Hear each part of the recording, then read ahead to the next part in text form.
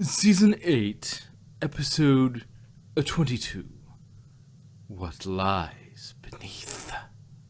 Ooh, Which turns on its roots.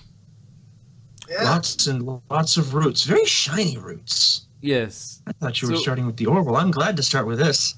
Yes, we usually start with Ponies since that's our main raison d'etre, our main thing that we do on here. Yeah, Um, very and well. then we do all the other stuff. But yes, the apparently either the roots of the tree of harmony or the root, yeah, well, I guess it would be the roots of the tree of harmony, or through the use of the roots of its connection with the castle, and the castle roots go to the go to the school as well, or they're all three connected in some way. But it makes you wonder,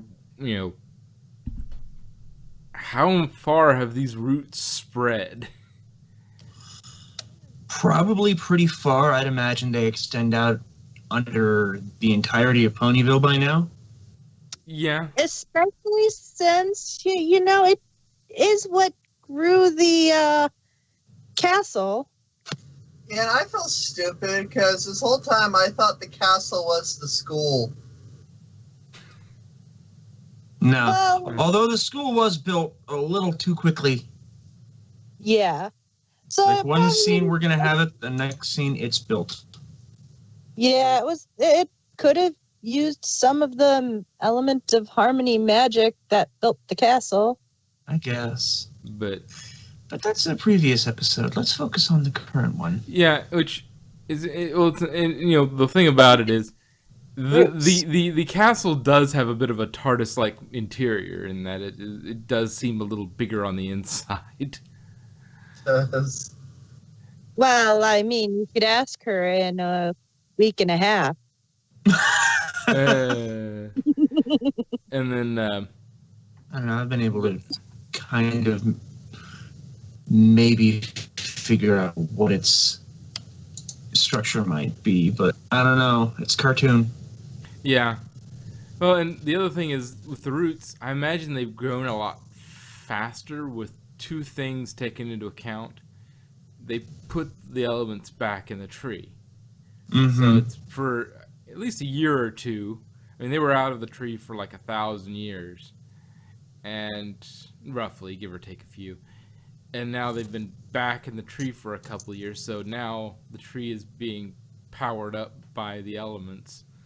So, barring that one time in Shadowplay, they pulled them out. But so I imagine it's gone a bit crazy on the roots because it can now extend its influence elsewhere. If you'd like to know how much, well, keep listening. Yeah, well, Sorry. and you just have to go around, looking for, using some sort of root finding magic and go, wait, let's map the roots. It's like, and it's just you start doing it and you find it goes all the way over. In the year or two since it's been there, it's just been growing so rapidly that it's just covered all of Equestria. Just every equestrian, that if they want to build a foundation, they have to build around the roots because they're like, dang it, I hit another root. Giant crystal root. I think I'm willing to bet the roots would move out of the way. Yeah, I mean, it's for a good cause. Or they Yeah. might just be deep enough that you could dig a foundation and not be a problem, but the roots run deep. But yeah, that's kind of interesting. Anyway, so we start with a Twilight lecture about the Tree of Harmony and friendship in general, and its effects on the history of Equestria. While Gallus is doubtful and mocking of the tree, this leads to a glowing grate in the floor of the courtyard. Why is there a grate in the courtyard? I guess maybe for just it's a drainage thing. Library, isn't it? What? the was Well, wasn't the it first in one they run into where they see the glowing bits was Yeah, in the courtyard. And there's a yeah. Go ahead. Sorry. yeah. It's Then been a they while since I've seen the episode. yeah. So the student 6 have a study session in the library. Try saying that 3 times fast. Some take it seriously and others don't. So Bet you can't figure out who doesn't. yes, the character asleep, you know, the character obsessed with plumbing, the which I guess it makes sense because if she's been underwater her whole life. Well, maybe she's trying to use subliminal imprinting and absorb the information through her dreams. Maybe that's how yaks learn. They sleep learn. I don't know. Almost fromage. Yak's best sleep learner. Which, Yak's if best you've everything if you're to believe Yona. Yak's best at everything. Well, yeah, general yaks. Yaks in general. Well, I mean, There are yaks Yak's best at not everything. best flyers. Except pony syntax. Yaks find it very very disturbing. Very difficult. Yak's not quite understand, but Yak's best. But on the other hoof, yak syntax better. Anyway, but I guess Although if they spend enough time away from Yakistan, they lose their Yak accent entirely. their accent. Yes. It's quite thick, but it can be eroded away. All right. Well, I have fun, Tony. Do you expect any less? Silas has a pretty good handle on impersonating her professors, apparently. Well, I mean, it's not hard to do when you can literally become them. Yeah, well, I mean, acting like them. Because it's one thing, it's one thing to sound like them and look like them. That's just innate changeling ability. But to act like them, it's another thing. It's funny because It's real they knowledge. she acted like Twilight better than the Tree of Harmony, which is infused within Twilight. Okay, I gotta say, the Tree of Harmony Twilight, the false Twilight, gave me the creeps. Well, That's the idea. It was supposed to be stiff and robotic in her movements and actions, so that it's a distinct difference between her and Twilight. Well, it's essentially it's a god that doesn't quite understand everything and doesn't quite understand its limits yet. It's like I grow as the tree grows, so do I. So does my power, and just like okay. She made me think of pod people. You know what it reminded me of? Mr. Burns in that episode of The Simpsons. After I don't want. well, it's an older episode, but it still checks out. Are you talking about the X-Files episode? I think it was really they gathered it. Good morning, starshine. Yes, that was the episode. Yeah, episode. It's he's nice, but he's creepy. Yeah. Nice usually is creepy. Well, like nice can be not creepy, but. Look at the sickeningly sweet one with the manipulative cutie mark. Ah, yes. Cozy Glow makes an appearance as she volunteered to help with library duties.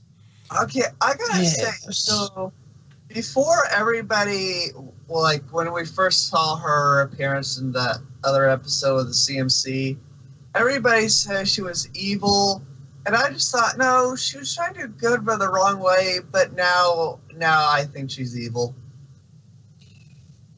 Well, yeah, before you didn't have any sort of proof or evidence of her being evil. She was just way too cute to be in that to do that sort of role. And But Now she's accusing the Student Six of not having friendship in their nature, which that's just mean. Right? Yeah, well, and it's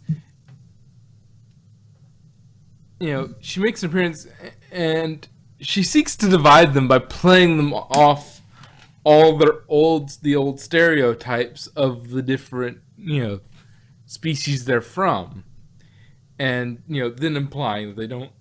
And every one of them, to an extent, kind of most of them come to a, they come up in the episode. Like, to Asilis, I mean, growing up as a love-starved changeling, or Silverstream, or hiding underwater from an evil king all those years, trusting any creature must be so hard for you.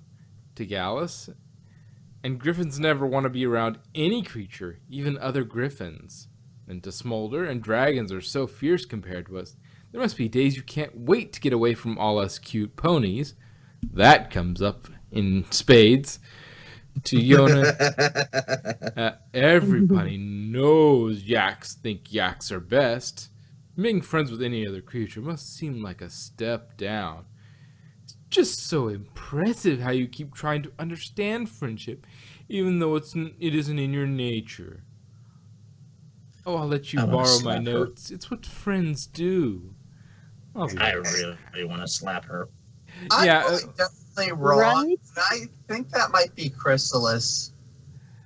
Well, I mean, if you think about it, the only character that could be that shape would have a vengeance motive. Is that shape and would have a vengeance motive. There's only one character like that. And for all we know, she could have kidnapped Cozy Glow, or created a copy of Cozy Glow, the original, and then made a little wooden copy of her, and then sent that one off while the other one goes on and lives her life doing something in another town. Maybe she's just in another town. She copies her, makes her puppet. That's about the only two ways that on the idea of her being Chrysalis in disguise, she doesn't necessarily have to be that shape to take on that form, because changelings can turn into pretty much anything. She can actually take that form on. There's only two ways to take that form, and that's to be that form or to take on that form. And the only villain that we've known that we haven't known a villain that looks like her, but we know a villain that can take shapes. Yeah, but I'm saying, even if it is Chrysalis, there doesn't have to be a real Cozy Glow for that. Yeah, I was just talking about if she tried to do her wood puppet thing again. And then she doesn't need a wood puppet. She could just I know, but if she wanted to, she could do that. She could just could be Chrysalis. I'm just listing out all the possibilities. One, it's Chrysalis and she's just taking the shape. Two, it's a wooden puppet of some filly that lives in another town. Or it's just an evil filly. And technically, I guess we could say it's Discord being asked, but it doesn't really seem like him. No, he would be funny about it. And this is way too long haul a joke for him. I mean, his joke Discord would not only be funny about it, but he would make it obvious that it's him. Yeah, and he has the attention span. Ooh, shiny. What were we talking about? Yeah, he does not do the long game. Yeah, he wouldn't do a plot like that. That's too complicated and not enough fun, because it requires him not to be fun for for a very long time. Like, Everyone knows the only plots he likes are Fluttershy and Celestia. but yeah. the most I could see him doing is like a big brick joke thing from one beginning of an episode to the ending. Like, he set up a whole little thing for the episode, and then with funny bits along the way, and then he springs the funny bit at the end. That's as long as his plans tend to go. That's his. And even then, it's mostly just for a laugh. He's not actually trying to hurt anyone. Yeah, he would already be, and he wouldn't be that manipulative. That not now. He wouldn't be, and even in his worst, it would have to be some sort of funny element to it. Mm-hmm. This is just mean spirited. Yeah. There's no fun to it. Discord, you would see something fun in it. He would be pitting them against each other with pranks, or in a way that was funny, and then he would kind of trick them into doing something that would be funny in the end. Maybe not sensitive, but funny. And so that's really not his. This really isn't his game. This is very much this stinks of Changeling, evil Changeling. Yeah, but then again, Chrysalis, if it is Chrysalis, she sure did have a lot of knowledge on everyone. She's a Changeling. She can hide where she can hide in plain sight. She doesn't have to be Cozy Glow. She can just go into an empty room, shift forms, go listen in on a conversation, and then go someplace else and swap back. And nobody would ever expect Cozy Glow to know anything about it. She could have even been one of their schoolmates. Yeah, for all intents and purposes, she could have done any of that. She could be an inanimate object. She could be a pony different than Cozy Glow. She could be a little birdie that lands in the window in Fluttershy's class. Yeah, she could do anything. She could be anything, and so, that's sort of the problem. We need Section 31. No, because then that might get on to other changelings.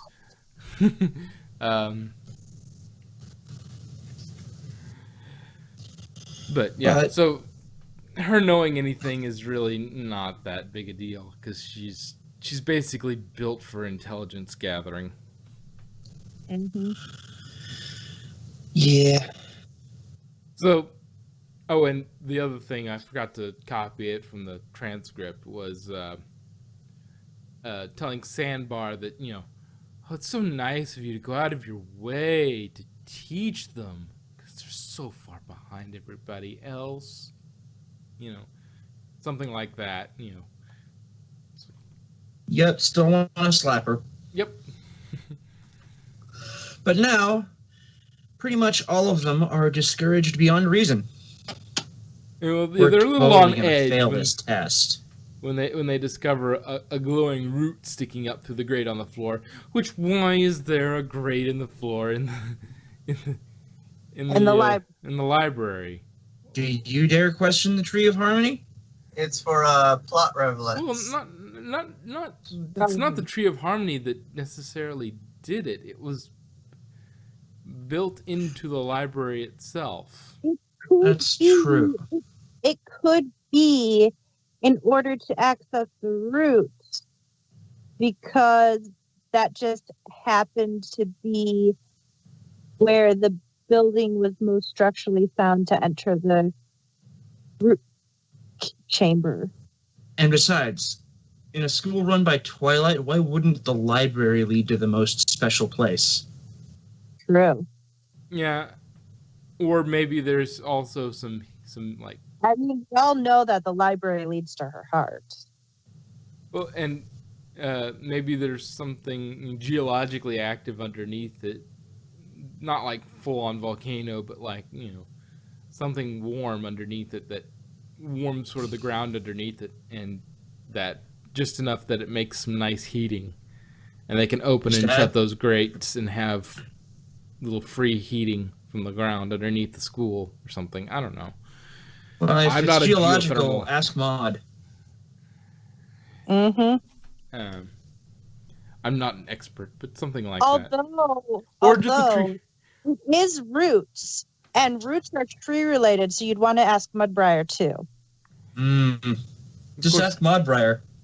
Yeah, ask Maudbriar.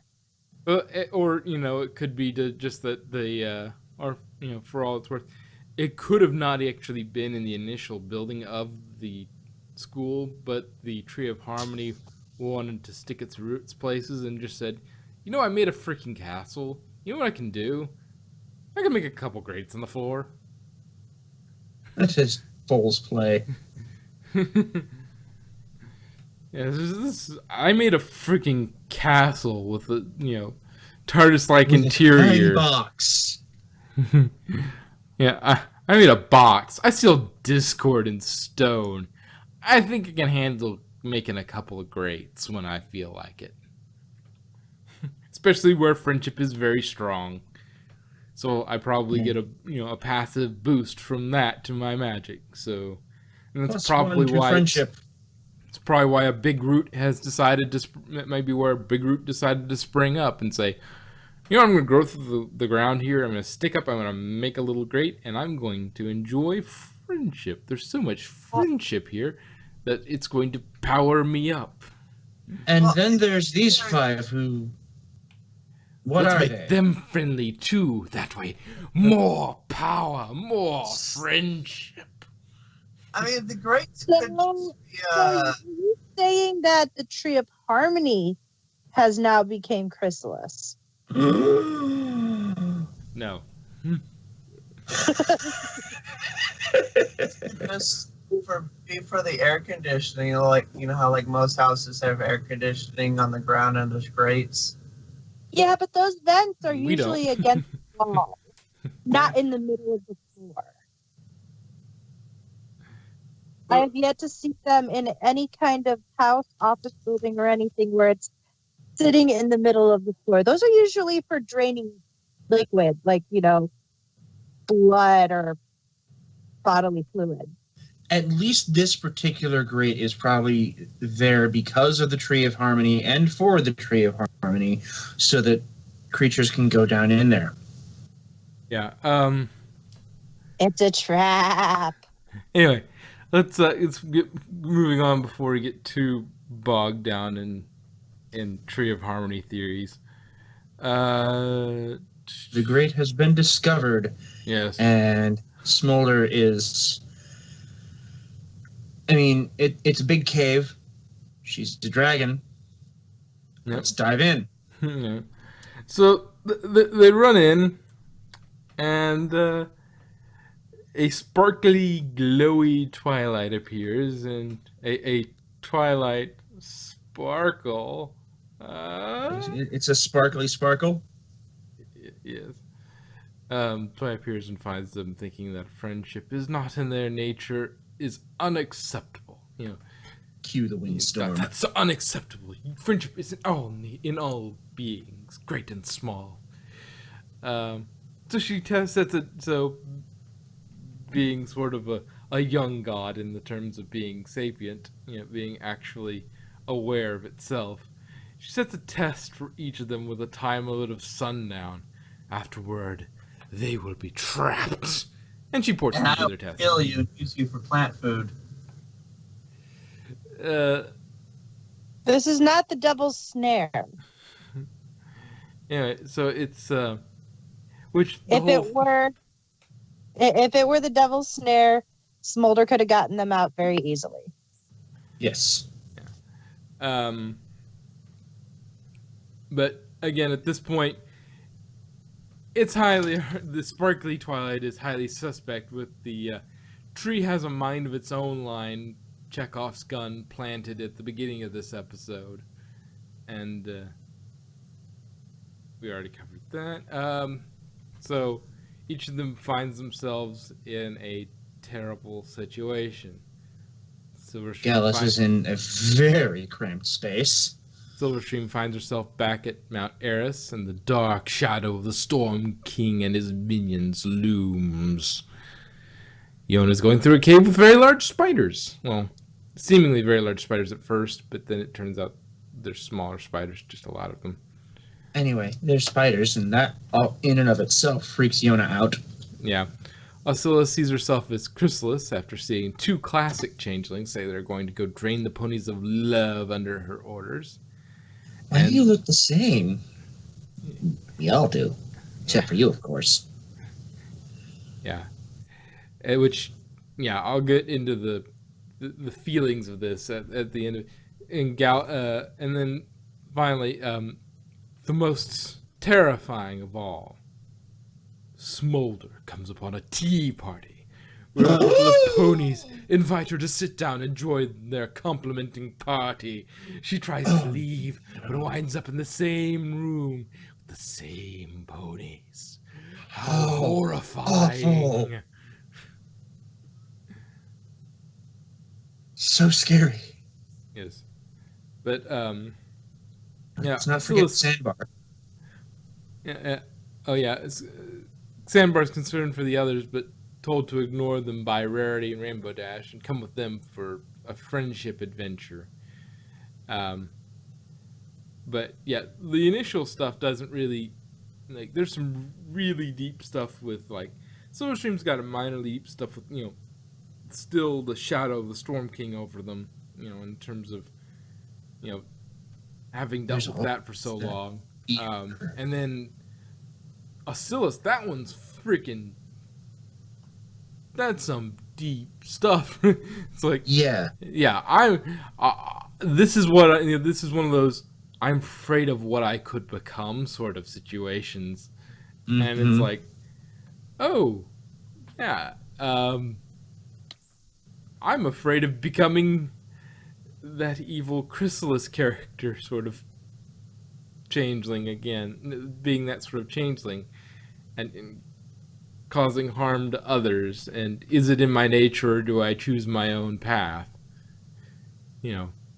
Or is it, does the past define my nature, or does my past and my species define my nature, or does or do I decide what that is? And is friendship really in my nature, or will I only revert back at some point? And that's something really literally love-starved. Yeah, that's some really messed up stuff for her to have to deal with. Gallus manages to escape by figuring out that breaking the blue light beams opens a hole in the ceiling of the cramped little chamber. Smolder is challenged that she's afraid to be cute and adorable, or that she's afraid she might like being cute and adorable. A significant challenge to a usually fairly tomboyish character, reinforced by Dragon Culture's focus on strength. They get her to put on a frilly dress and have some tea. And she just tickled by it. She seems to enjoy it. Nothing to see. Move it along. Yes. Yona is surrounded by loads and loads of spiders. One approaches with friendship, and Yona listens to it somehow. I mean, someone's got to be reminiscent of Fluttershy, right? Yeah, I don't know exactly what Yona, personality-wise, Fluttershy's more Oscillus, but I guess the ability is more being shifted to Yona in this situation. Gallus and Smolder run into each other and see the exit starting to open. But isn't Oscillus more of a Twilight because of her obsession with studying? But she's also a shrinking violet to a certain extent. She's also very easy to spook and a little. She is a little coy, but. But anyway, not only do Gallus and Smolder meet, but Smolder hasn't taken off her dress yet. Yeah, and you saw nothing. Yeah, and it's interesting. There you get this little exchange from Gallus. Any other dragon or griffin would save themselves and get out of this crazy cave. Smolder, guess we aren't just any dragon or griffin anymore. Gallus, guess not. You go that way. I'll check over there. Sandbars continue to be pulled along again by the pony professors after saying that he really needs to find his friends. To which the Rainbow Dash, in quotes, but if you're going to join us and do something that really makes a difference, we need to know where your loyalty lies. So he's getting a little bit of a loyalty test, I guess. It should be interesting to see. They're going to make some connection at some point. And it should be interesting. Smolder runs into Bacillus, who looks like Chrysalis still, and Gallus finds Silverstream cowering from the shadows. He kind of encourages her to giggle at the ghosties,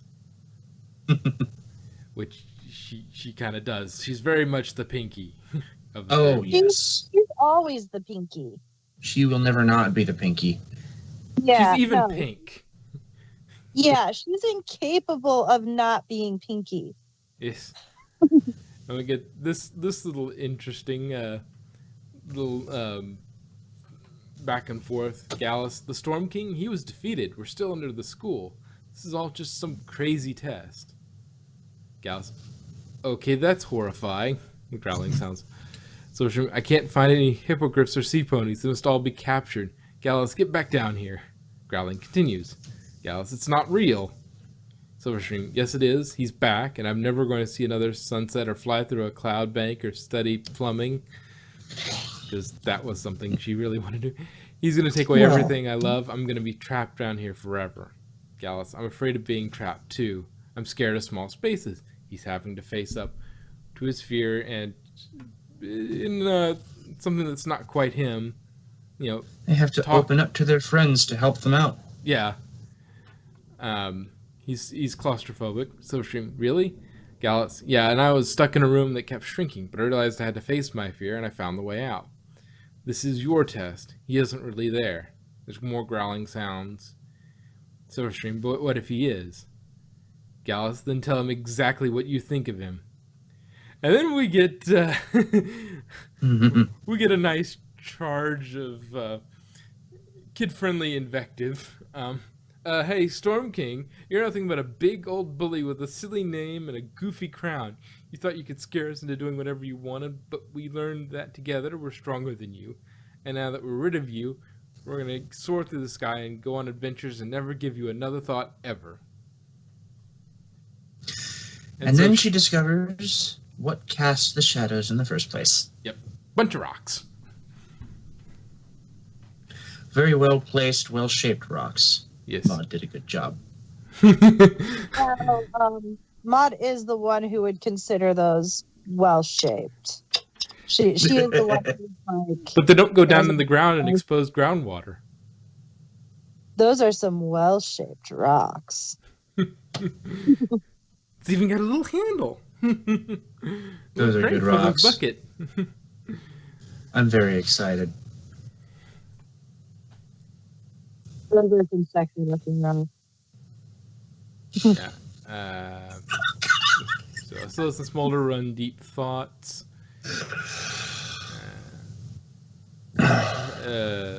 Is she really able to change, or the old ways too baked into the bones of a changeling? Her personal fear. Smolder, do changelings even have bones? I assume. At least they have structure, so I'd assume that. I figured they had exoskeletons. Well, exoskeletons wouldn't work on something that big, I would think. Yeah, you're right. Well, there's it works really well on because it's all, I think, square cube law and that sort of thing. There were bugs, humongous bugs back in the Cretaceous period. Yeah, but they also had much higher oxygen content. And it was warmer, and there was much more oxygen, and there's just various reasons. This is also a world that is much more in touch with nature than our own, so maybe they have enough oxygen for that to work. I don't know, but It's also just a structural thing, I think. Well, that could work with that, those but things wouldn't be able to fly either. So, if we're going, I wouldn't think something under normal atmosphere would be able to. I'd have to look that up again. What the deal was with why, but you can't make insects over a certain size, invertebrates over a certain size become less effective. So I would figure they would, at least when they're changing forms, they add structures. They may have, like, something akin to a bone, but they sort of stretch, and they're just sort of the strength of what they probably have a rudimentary skeleton on the inside that is further supported by the exoskeleton. That could be, they could have a chitinous exoskeleton outside of a normal endoskeleton thing, though that seems a bit redundant. They were originally a fairly aggressive species. Yeah. So literal they're Klingons, and they legs. have like triple redundancy on everything. But right now, they may we're only have focusing double on one that doesn't look redundancy. the way she wants. Anyway, so Smolder shows her love of cute things. Then Oscillus realizes you can change, and then has her form unlocked again, where she can now shift back out of chrysalis form. Which that's got to be very disturbing. She's gonna need some time with Glim Glam. Yeah. Good old Glim Glam. Work out that issue. Yona finds the group with the help of her spider friends, overcoming the fear she had. They all go after Sandbar, following the spiders. Sandbar turns against the false Dash and Rarity. They all rush towards the exit. It's closing. The sparkly twilight was the tree all along. Hello from features. Okay. Why they saw what they saw on her roots is what was truly terrifying. To them, what was truly frightening to them. They basically, it's a bit like the cave on Tatooine, where Yoda trains Luke. Oh, and Dagobah. And Dagobah. What am I? I'm an idiot. Yeah, You're thinking words. Yes, wrong word. Not allowed to sleep. That place is strong. That place is strong with harmony. A domain of friendship it is. In you must go. Yes. You sounded more like a wannabe pirate than a... Yeah, I'm half baking this. What's in there? Only what you take with you. So yes, it was only what they took with them inside. And then we get this little thing from Cozy Glow when she sees them come up. Because it's my fault. You were all getting along so well, and I felt left out. I was jealous, and it upset you so much, the Tree of Harmony had to test you. Oh, I'm going to get expelled for sure. Please don't tell any pony about this, especially the professors. Please, please, please. And then Cozy has ominous music playing as we end the episode with the Tree of Harmony revealed to her. Yeah, the way it seems with that is either she's the one who did it in the first place, or she has something nefarious planned for those roots. Which, in a way, it doesn't make a lot of sense, because if Cozy is Chrysalis, wouldn't she already know exactly where the tree was from the end of the Mean Six? She might be an evil force that's as old as the tree. Maybe, but yeah, if it's her, she already knows where the tree is. She knows exactly where the Tree of Harmony is. Maybe she's trying to attack it at a route away from the tree itself, because the tree itself is freaking overpowered and could absolutely destroy her if it had the notion. I mean, it did quite literally overpower her. Overpowered her her creation magic in her minions. That's true. It didn't ever. Although, she didn't come close to it. She on the she mental saw what side, happened and ran Chrysalis away. is not quite the changeling she used to be. She's gone a little crazy since then. A little. Yeah, which I mean, I guess maybe she's trying to hit the tree where it's less powerful, but that seems to be not the case because it seems perfectly capable of casting illusions as it wills. Illusions and Anywhere. creating that right at the roots. So I mean, if she bothered it, it would probably just trap her in illusion or misdirect her until she kept trying to get at the tree, but it keeps kicking her off and around, and so she can't ever get to it. It's like it's really hard to get close to it when it doesn't want you to because it's connected to every inch of Equestria. Yeah, I think that's very much the Tree of Harmony's way of dealing with Chrysalis, or a single or a one group of invaders would be to just keep the thing in front of them, keep the picture of the Tree of Harmony in front of them, but keep shifting which way they were going by by shifting the illusion around them, and then just making them constantly think they're going towards it, but then they can never seem to get any closer to it. Meanwhile, everybody else who's not trying to harm it is just like watching them chase themselves in circles trying to get there. The tree keeps, that seems like a very Tree of Harmony thing to do. It's like, you may only approach if you mean well. If you mean ill, you may not. Only those with a pure heart can enter the cave of wonder. Good pure of heart, not evil pure of heart. Not. Oh, but my heart is pure. Pure evil. Well, his initial thing was in that Team 4-star was pure badass. But yes, yeah, you must not mean ill to the tree in order to approach it. In order to ride our rides. Yes. You must have this much morality before you can approach. Oh my.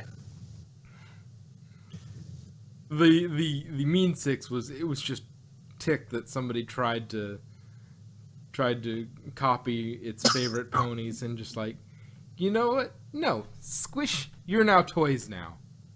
Ha! But then again, there was a little bit of blackness that ended up going into each of the elements. I'm kind of wondering if that has some future consequences. I don't think it was blackness going into the elements. I think it was more of a scanning. It scanned them and then it found them wanting, because it was that flash happened when they were being the opposite of the element that they were supposed to represent. The thing flashed on their element, and so when they were and so as it completely detected that they weren't who they were supposed to be by the flaws in the copies, and went, nope, you're now toys. I don't think anything went into them. I think they just sort of, because they never really aimed anything at them. They just sort of, the tree went, yeah, I'm calling BS. You're now That's wood. possible. That seems more of the interpretation that I would want to go with. But yeah, each and every one of a lot of the things that Cozy Glow was saying, like, came up in there, because that's the seed was planted, and then the tree sort of rooted out that seed and said, no, that's not right. Crush. Now Friendship is in your nature. Don't you ever forget that. Yeah. Because friendship is magic. Really? I would have never guessed. I don't know where I've heard that before. It seems familiar. I know. It's I think Webby surprisingly said profound. Yeah, it must have been Webby. it was totally Webby. Maybe You she know, learned that it would from be the funny thing. Kelpies. That would be a funny thing to hear her say at some point. I could totally imagine her saying that. I bet she'd be a Pegasister too, Oh, or at least totally. General Brony. Well, I mean, Pegasus Master Race. Unicorns FTW. These unicorns don't have wings. She All would right. she would totally be a unicorn, hands down. I mean, Webby would probably be a unicorn, but still, Yeah. Pegasus Master Race. Shall we Pegasus- close this up so we can continue this sort of discussion in the DuckTales review? Sure, sounds wonderful. All right. Well, it was a fine episode, well written and very interesting, and that Open shall be to the end of questions. that one.